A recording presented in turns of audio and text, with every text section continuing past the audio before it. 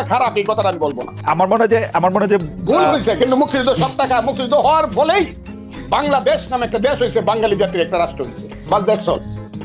জনাব হান্নান মাসুদ, আপনারা কি আসলে যে ফাউন্ডেশনের কথা বারবার বলছেন, ফজলুল ভাই আসলে এটা বিভিন্ন জায়গায় বলেন, ফজলুল ভাইয়ের সকল কিছুর মধ্যে এটাই আপনাদের সম্পর্কে একটা প্রধান ফ্ল্যাগ। উনি তো আপনাদের বিরোধিতা করেন না, উনি প্রধান ফ্ল্যাগ, উনি দেখতে চান যে উনি যে যুদ্ধটা করেছিলেন সেই যুদ্ধটার 54 বছর পরে আপনারা সেই যুদ্ধটার পথে আছেন কিনা।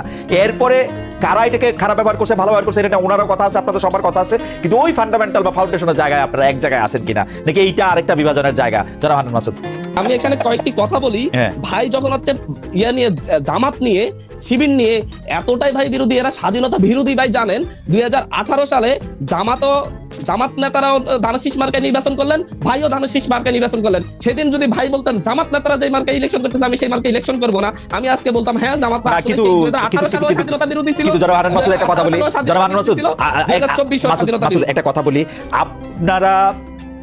আপনারা তো আমাদের নতুন আলোর নতুন পথের দিশারি, তাই না?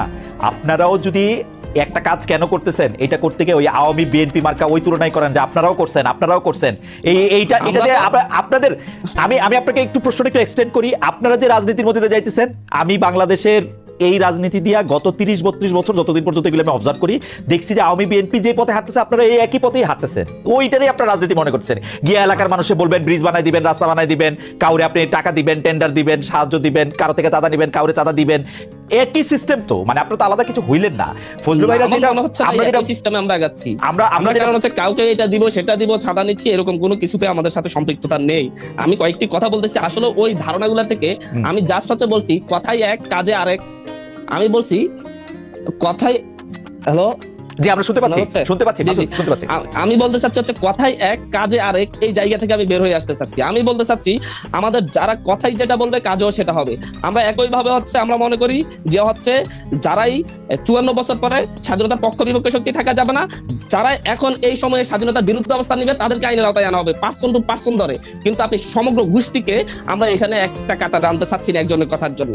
আমি এখানে কয়েকটি কথা বলছি যে হচ্ছে আজকে বিএনপি 31 দফা দিয়েছে, অনেক প্রশংসা করছে, এটা আমাদেরও যে সংস্কারের দাবি সেই সংস্কারের সাথে অনেকাংশে মিল আছে। কিন্তু আজকে আমি একটা কথা বলি যে 2018 সালে আওয়ামী লীগ রাতের ভোট করেছে, সেই রাতের ভোট করার পরে সেই সংসদে রাতের ভোট বলে সেই সংসদেই বিএনপির নেতারা শপথ গ্রহণ করে প্রায় 4 বছর সংসদে ছিলেন। আমি একটু বলছি আপনারা বিএনপির সমালোচনা কেন করতেছেন? মানে বিএনপির কাজের সমালোচনা আজকে যদি বিএনপি বলে বিএনপি 19 সালে ইলেকশনের পরে সংসদে 5 জন